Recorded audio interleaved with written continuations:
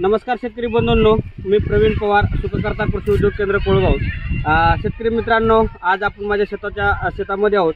आपण गोबीची काढणी चालू आहे। शेतकरी मित्रांनो, या गोबीचा आपण अगोदर एक व्हिडिओ दिलेला होता। शेतकरी मित्रांनो, आजच्या परिस्थितीत हे बघू शकता, आपल्या गोबीची जी सध्याची गड्ड्याची परिस्थिती आहे ती अशा स्वरूपाची आहे। जवळपास भरगतच्या अशा स्वरूपाचे एकदम वजनदार, जसे आपल्या हिवाळ्यामध्ये खूप वजनाचे असे गड्डे तयार होतात। जवळपास 2 ते 2.5 किलो वजनाचा एक गड्डा आपला जवळपास तयार झालेला आहे।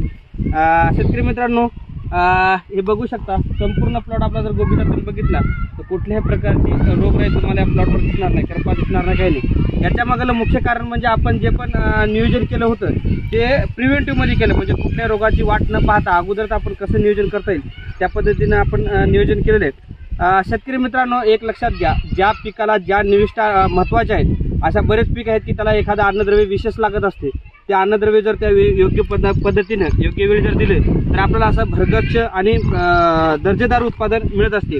आणि विशेष म्हणजे जेव्हा पण आपण शेतीवर निविष्ठा वापरत असतो त्यावेळेस निविष्ठा हा दर्जेदार असणं गरजेचं असतं, कारण निविष्ठा जर दर्जेदार नसतील तर त्याच्यातून आपल्याला उत्पादन चांगलं मिळणार नाही। म्हणून निविष्ठा दर्जेदार असतीलच तरच आपल्याला दर्जेदार मिळत असते। शेतकरी मित्रांनो, बघू शकता, जवळपास आता काढणी चालू आहे। जवळपास रोजचे 15-20 कट्टे आपण गोबीचे काढणी करत आहोत। आज 1 एप्रिल असून सुद्धा पूर्ण हाय टेम्परेचर असून सुद्धा आपल्याला असे पांढरे शुभ्र एकदम वजनदार असे गड्डे आपल्याला पाहायला मिळत आहेत। याच्या मागलं कारण म्हणजे आपण केलेलं याच्यावरचं नियोजन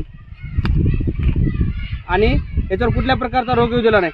शेतकरी मित्रांनो, सरासरी आपल्याला हिवाळ्यामध्येच अशा वजनाची 2 ते 2.5 किलो वजनाचे गड्डे फक्त हिवाळ्यामध्येच पाहायला मिळतात। पण तुम्हाला उन्हाळ्याच्या प्लॉटमध्ये असे एवढे सुंदर असे गड्डे पाहायचं कारण म्हणजे याच्यावर केलेलं नियोजन, दर्जेदार निविष्ठेचं वापरल्यामुळं असं आपल्याला चांगले गड्डे पाहायला मिळत आहे। आपण कोणत्या रोगाचे न वाट पाहता पहिल्यांदा त्याचं अगोदरच नियोजन केल्यामुळं असे आपल्याला गड्डे पाहायला मिळतात। यावर आपण केलेल्या नियोजनाचा एक अगोदर पण व्हिडिओ शेतकरी मित्रांना दिला होता। एक लक्षात घ्या शेतकरी मित्रांनो, आपल्या गोबीची जी हाईट आहे, उंची जी आहे खूप कमी आहे। बरेच शेतकरी गोबी उंच वाढवण्याचा प्रयत्न करतात आणि ज्या पिकाची काही वाढ होऊन आपल्या गड्ड्याचं वजन जे आहे ते खूप कमी आणि हलक्या स्वरूपाचे गड्डे तयार होतात। शेतकरी मित्रांनो, पिकाची हाईट वाढण्यापेक्षा गड्ड्याचं वजन कसं वाढेल यावर जर लक्ष दिलं, लागलेल्या त्याला अन्नद्रव्य काय कोण्या अवस्थेत लागतात त्याचं जर नियोजन केलं तर आपल्याला त्याच्यामधून खूप असं उत्पादन मिळते। कारण जवळपास आता जनरली पावशेर म्हणजे 250 ते 300-400 ग्राम, लई जास्तीत जास्त 500 ग्रामपर्यंत या दिवसात गड्डे आपल्याला गोबीमध्ये पिकात पाहायला मिळतात। पण हा गड्डा जर तुम्ही बघितला तर जवळपास 2-2.5-3 अशा स्वरूपाचे आपल्याला फुलगोबीचे गड्डे पाहायला मिळतात। याच्यामुळे याच्यातून उत्पादन वाढेल आणि आपल्याला मिळणारा नफा जो आहे तो पण आपल्याला चांगल्या स्वरूपाचा मिळेल। याची क्वालिटी सुंदर आहे, पांढरे शुभ्र वजनदार घट्ट अशा स्वरूपाचे गड्डे असल्यामुळं आपल्याला याच्यातून चांगला नफा मिळण्याची शक्यता आहे।